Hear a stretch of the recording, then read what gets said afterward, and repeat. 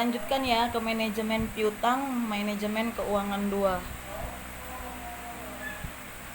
Faktor-faktor yang mempengaruhi besarnya piutang: jumlah, besar kecilnya penjualan kredit, syarat pembayaran penjualan kredit, ketentuan batas jumlah kredit, kebijaksanaan pengumpulan piutang, dan kebiasaan membayar para pelanggan. Penilaian risiko kredit itu ada 5C.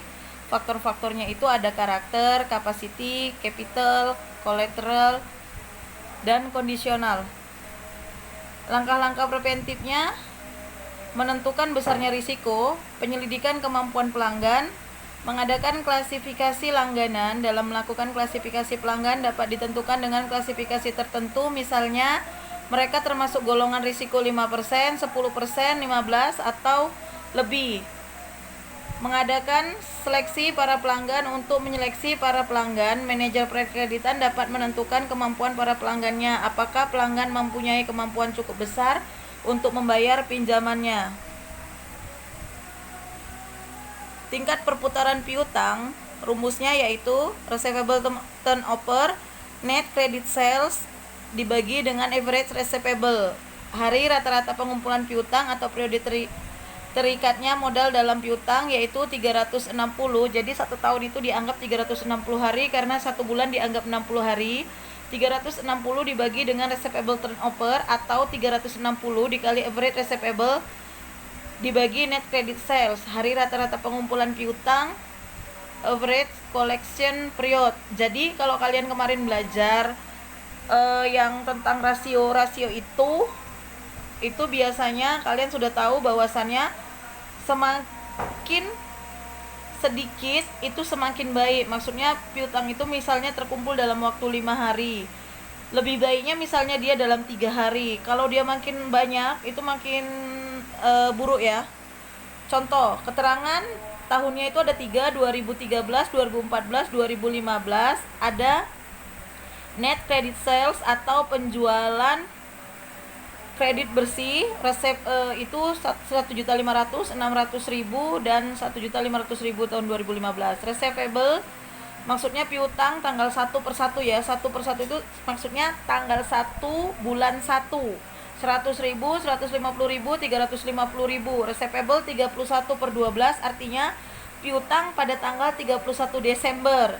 200.000, 50.000, 250.000. Average receivable, rata-rata piutang. Itu rata-rata piutang kalian tambahkan aja. Receivable pada tanggal 1 ditambah receivable pada tanggal 31 dibagi 2. Itu dia rata-ratanya average receivable, yaitu 150.000, 100.000, dan 300.000.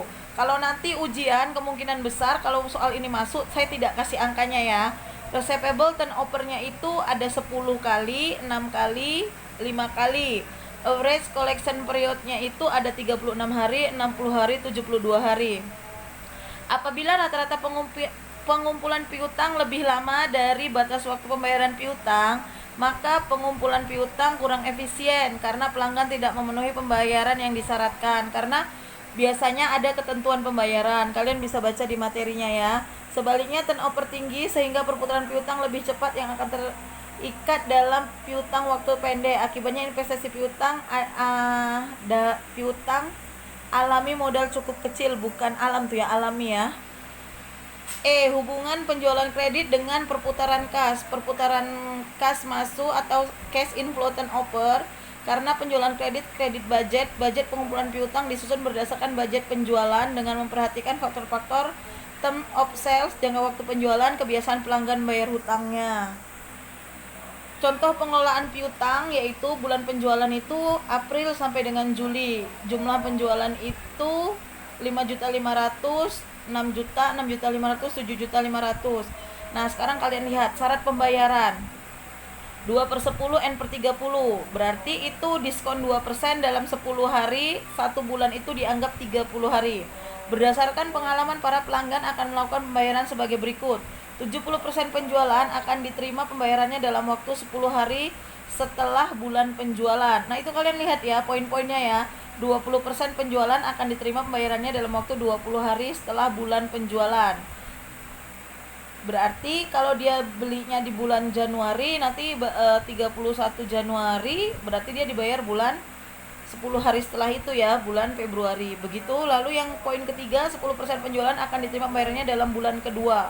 Dalam bulan kedua, berdasarkan data di atas, susunlah schedule budget pengumpulan piutang atau receivable collection budget Mei sampai dengan Desember 2015 serta berikan penjelasannya. Ini schedule-nya. Maaf ya, itu garis, sebenarnya itu garisnya ada di jumlah, bukan di situ. Mungkin waktu saya konversi ke PDF dia agak melenceng sedikit ya. Schedule-nya itu yaitu April, Mei, Juni, Juli. Penjualannya itu kalian masukkan. Untuk Mei itu Juni, Juli, Agustus, September.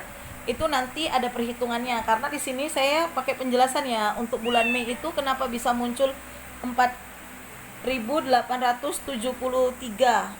Tuh seperti ini ya munculnya ya.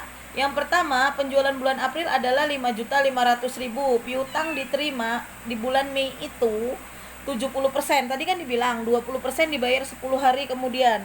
Berarti 70%-nya adalah 5.500.000 dikali 70%, jumlahnya 3.850.000. Karena dia 10 hari dia bayar, itu masih ada diskon. Dapat diskon dia 2%. Tadi kan 2/10 N/30. Nah, itu dikali dengan yang dibayar itu. Dapat diskon 2%, 2% dikali 3.850 sama dengan 77.000. Piutangnya itu transaksinya, jadi orang yang beli itu dapat piutang sehingga berkuranglah. Sekarang si piutang itu harusnya 3.850 dikurang 77.000 menjadi 3.773.000. Lalu dibayar juga di bulan itu 20% sisanya ya, kan ada 30% lagi. 20% dikali 5.500 sama dengan 1.100.000. Jadi penerimaan bulan Mei 4.873. Nah, dia masukkan 4.873 setelah 90% piutangnya dilunasi. Lalu di bulan Juni katanya ada penerimaan Juni 10%. Kata dia tadi kan untuk poin ketiga 10%-nya dibayar pada 2 bulan berikutnya, berarti pada bulan Mei.